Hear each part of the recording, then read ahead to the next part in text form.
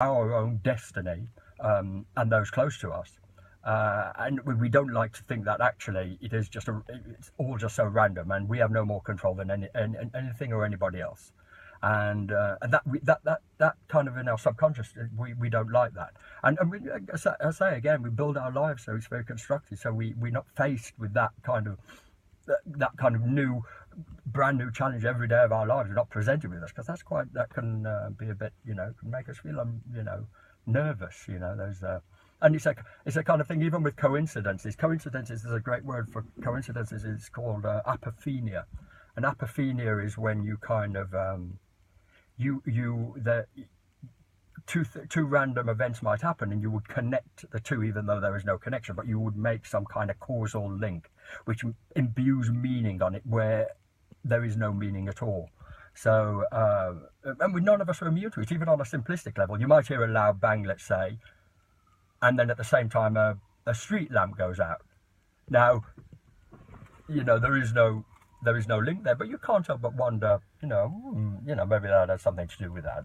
You don't dwell on it, of course, but say if the telephone, phone in a phone box rang and you answered it and it was for you, that might be, you might think, that's too much of a coincidence, that was spooky. But in fact, they say there's far more chance of that happening than you winning the lottery. So, and people win the lottery, so. But yeah, it's just amazing how we will do that. And it's, and I think one good thing that, our minds aren't infallible. We like to think we're in control of everything. Where you see that those who aren't, even by a slight degree, and they don't fit within the parameters of what we consider to be normal, and yet they're really normal because we're all thinking about it. It's about our control over it. And it's people who have, some people who have become very paranoid. The next step is non-severe delusional disorder, where they kind of, it's plausible what happens. They don't think there's a Tyrannosaurus outside their house. They're not completely psychotic, but what they think is happening is based on very little information, far less information than what, say, somebody else might base conclusions on. So they might think someone is talking about them, but they're out of hearing distance. But it's plausible. You could pass it off as you might see someone do something completely random, but think it's actually something about, something about you, and it's going to be. The depressive thing about that is that it's persecutory. It's always the negative, and I think that's what makes it a problem. Because what the difference between someone who really believes they're a genuine psychic, we're not talking about fraudulent, say they really believe that they can hear the voices. It differentiates them between someone who is, say, schizophrenic, because they kind of, the psychic would not see the voices being persecutory of themselves. And there's also vicarious, because it's usually about hearing, or for somebody else. Whereas schizophrenia has got those very powerful, that there's no control of, there is no basis to who he is, because he's got all these voices that hold so much power in his head, and to him it's very real. Even though, like the child, there's an element of doubt, he cannot help but give credence to these voices. And actually, all the most interesting clients in therapy were always those who had a degree of schizophrenia, and not so much that they couldn't attend therapy, or they still had that autonomy to go through the process of attending therapy, but there's kind of, you can never say to them they're not real, these voices, because they are real. They're as real to him as the taxi I'm sitting in now. Well, it's a Vita, but and I just think, this is, you can't take away from him what he thinks, what he gives such a lot of power to, because that would be, again, dismantling who he is.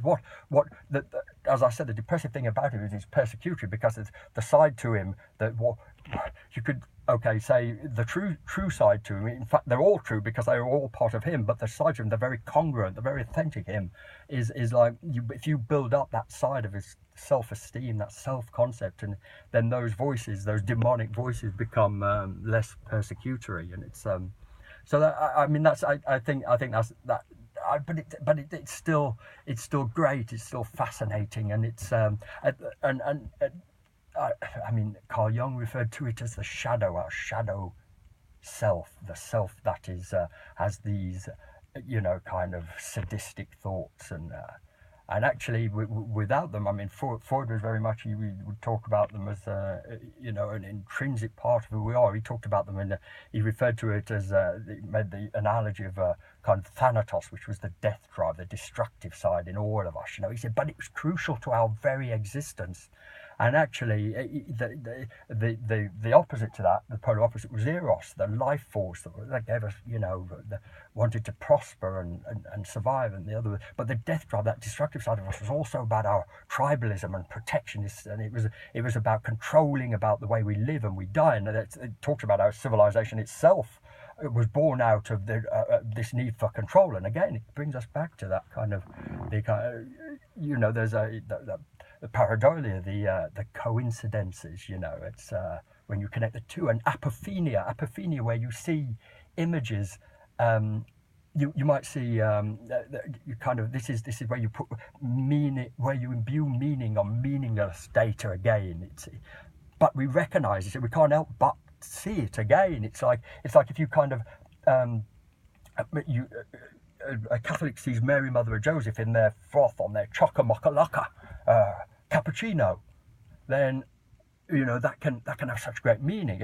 Depending on their relationship to it, it can have great benefits. It can be detrimental, But someone who hadn't never seen an image of Mary, Mother of Joseph, they wouldn't recognise it. They wouldn't see it.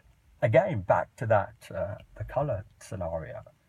And the triangle, the optical illusion of the triangle, where there is no triangle there, but our eyes cannot help but see it, even though it's not there, and you can't help but see it any more than you can't help hearing me talk to you now, unless you've switched off by now, which there's a good chance you might have done. But if we never had experiences of triangles again, we wouldn't see the triangle first. So it's great. I think it's just brilliant how our minds work, our belief systems work, and we'll, the power we give it, or just, maybe the only thing with it is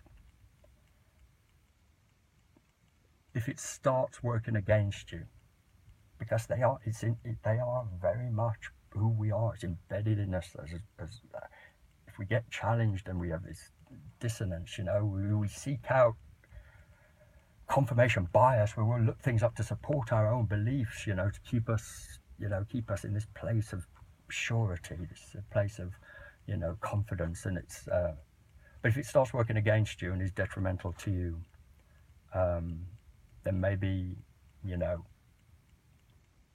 need to think about new ways of navigating way through. That's all.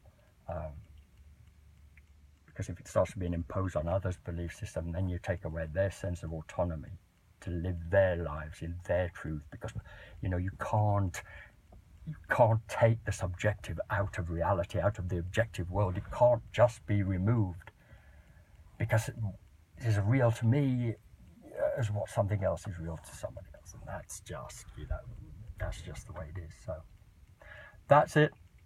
I've got to get back because I've left it too late. And once they're here, and they'll come for you in the night, in the dark. Once you hear them, you'll always hear them.